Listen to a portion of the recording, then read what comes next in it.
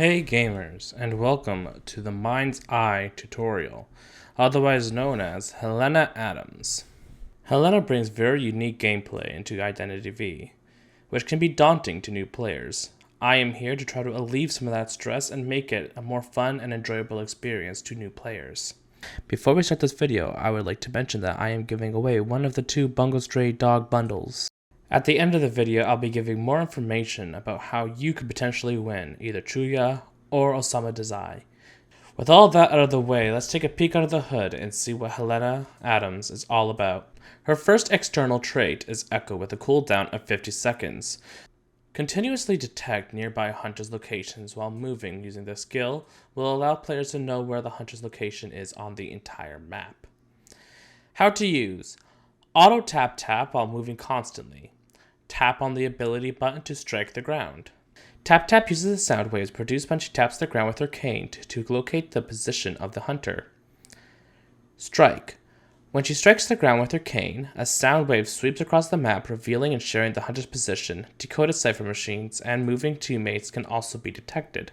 For hunters who are affected by the sound wave, their interaction speed is reduced either by 30%, 22%, or 14%, within 8 meters, 30 meters, or all areas across the map. Her next external trait is Mind's Eye. Blindness has sharpened the other senses of Mind's Eye. When she decodes cipher machines, almost no calibrations are triggered, and her decoding speed is increased by 30%. While this is, in fact, a flavor nightmare, this is a very useful trait. And her last and most debilitating external trait is Fragile. Physically weak, obstacle vaulting speed is decreased by 30%. Obstacles count as dropped pallets, as well as windows that you vault over. The best way I could describe to someone how to play Mind's Eye is playing a large game of cat and mouse. You want to always be away from the hunter as long as you can. However, you also want to plop yourself down on ciphers because that's going to help the team out a lot. When you are playing Mind's Eye, you really want to double down using your Mind's Eye external trait.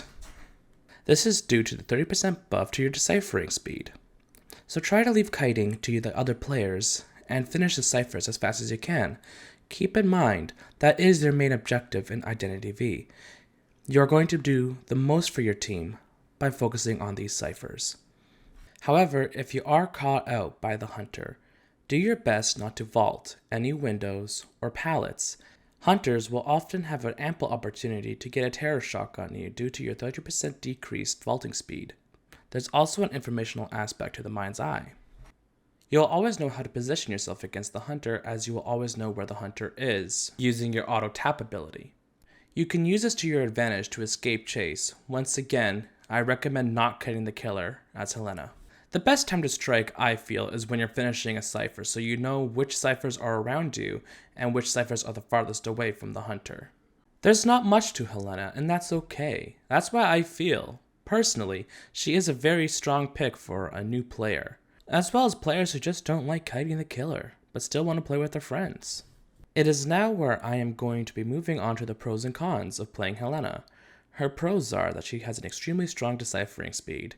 She gives your team tons of information to work efficiently, and she allows you to best position yourself against the hunter. The cons, however, is that she has an extremely slow vaulting speed, and her gameplay can be sort of boring. And that's all I have to say about Helena. Let's now talk about the giveaway. I'm going to be giving one of the bundles to a subscriber of this channel. To enter, all you have to do is subscribe and comment what guide you want to see next. Also leave your ID so I know who to give it to.